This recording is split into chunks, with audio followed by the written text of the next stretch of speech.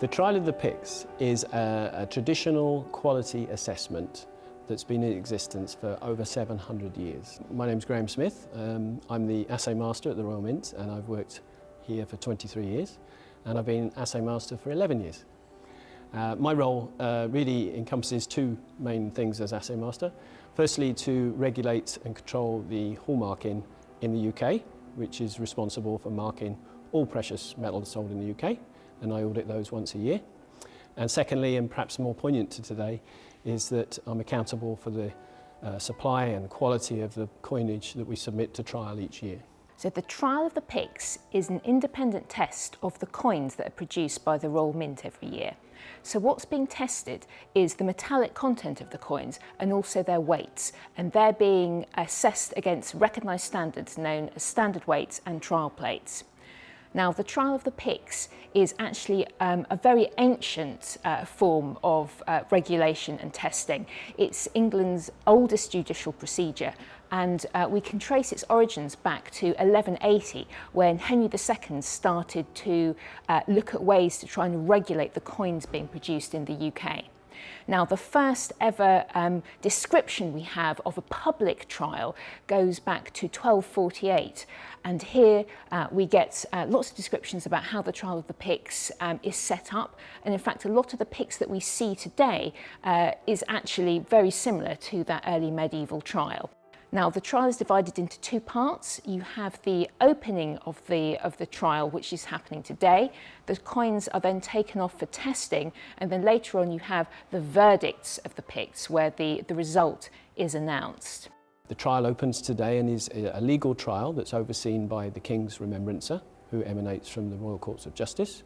And there is actually a jury made up of goldsmiths who are responsible for counting and assessing the quality of the coinage produced by the Royal Mint last year. The Goldsmiths Company have been playing a role in the Trial of the Picts almost from the very beginning, and this is to do with their specialist skills around the testing of precious metal. So when we look back to the 1248 writ, which is one of the earliest bits of information that sets out how the trial is supposed to be conducted, you can see that 12 citizens of London and 12 good and trusty goldsmiths are asked to examine the coinage and to test it. So again, you see very early on that expertise from goldsmiths being recognised as really crucial in knowing how to test the metal content of the coins. So today the Trial of the Picts starts. For us at the Assay Office, it's a beginning of a process which will carry on for probably 2 or 3 months of testing. So the base metal coins that we have here today will be tested by X-ray fluorescence spectrometry, and the precious metal coins will go on for laboratory chemical testing. So with X-ray fluorescence spectrometry, X-rays are fired at the piece. All the different alloys present fluoresce at different wavelengths, so we can see exactingly what is in that. And it's the same for the more intensive chemical testing. This year's trial is particularly exciting because for the first time we have coinage with the new monarch, King Charles III, on our coinage, in addition to coinage with the late Queen Elizabeth II. And it's very, very unique. It's probably been several decades since two monarchs have been represented at the trial. I'm Brian Condrella, president of Stack's Bowers Galleries. Stack's Bowers Galleries has been selling coins created by the Royal Mint, the original maker since our inception over 90 years ago. And most recently, we've been really excited to bring to market two super unique opportunities.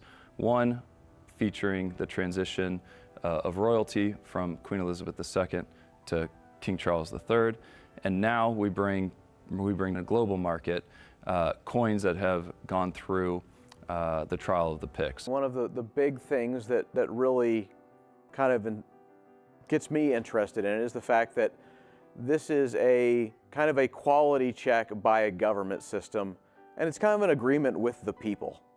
It's a promise that what they're selling, a currency, is up to the standards they're presenting. And I think that's really neat. So very seldom do people get the opportunity to own something like that. And here, in this auction, we have more items than have ever been offered at auction from this Trial of the Picts process.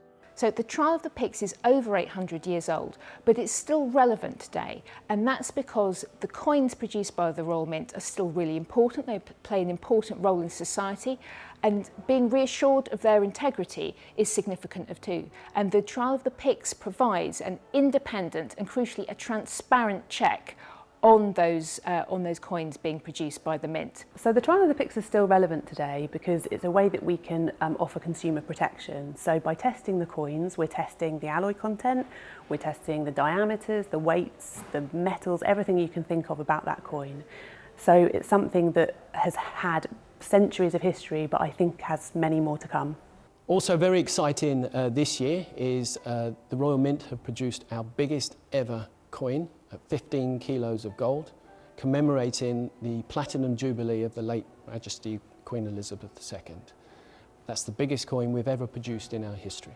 Our auction featuring coins from the trial of the Picts is really going to have something for everybody. A really broad array of products will be offered, from highly collectible, highly popular coins such as those featuring symbols and characters from Harry Potter, to traditional British coins that are made and used every day over in the United Kingdom. There's a great amount of diversity of items, so not only are there items that are fairly affordable, that can be acquired by just about any collector, but there's some really valuable big pieces in there, 5-ounce gold items, things that have low mintages to begin with, and for all intents and purposes, the big gold trial of the Picts items are basically unique. So being able to own something that is unique and part of this centuries-old process is really a great thing for collectors.